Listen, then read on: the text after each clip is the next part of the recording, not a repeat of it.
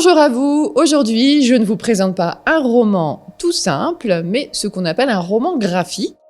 Donc il s'agit de Silvia, Shakespeare & Co, des italiennes Emilia Cinzia Peri et Silvia Vanni. Ce nom vous dit peut-être quelque chose, Shakespeare & Co, Shakespeare et compagnie, puisque c'est le nom d'une célèbre librairie à Paris qui existe toujours.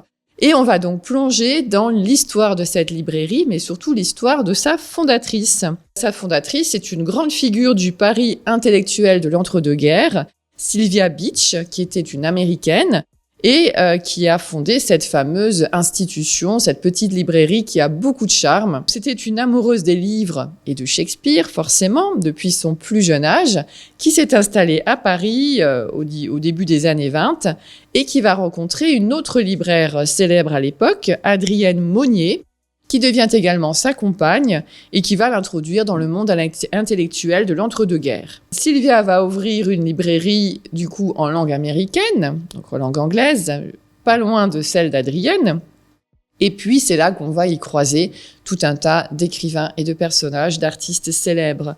Il va y avoir Hemingway, T.S. Eliot, Gertrude Stein, André Gide, Paul Valéry ou encore Louis Aragon, qui sont donc tous des écrivains, des poètes, des artistes de cette même époque très riche.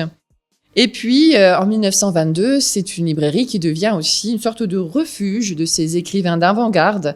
C'est là qu'est publiée la sulfureuse édition du Ulysse de James Joyce, puisque la particularité de cette librairie, c'était aussi, et c'est encore, je crois, proposer à des écrivains d'y dormir pendant qu'ils sont dans la fabrication, dans la création de leurs œuvres. Les illustrations aussi au crayon sont très charmantes, ça donne vraiment un grand plus à cette histoire, tout en douceur et en poésie. Il y a des petites touches un peu loufoques, un peu fantaisistes, qui apportent beaucoup de fraîcheur à l'histoire. C'est assez léger alors qu'on est dans cette période d'entre-deux-guerres, et qu'on se rapproche vraiment de la Seconde Guerre mondiale. Mais justement, les deux autrices et la dessinatrice ont vraiment réussi à nous faire plonger dans cette époque grâce aux couleurs, grâce aux dessins, grâce à la poésie qui émane de ce roman graphique. Voilà, je vous laisse en vous souhaitant de belles découvertes de lecture et je vous dis à très vite.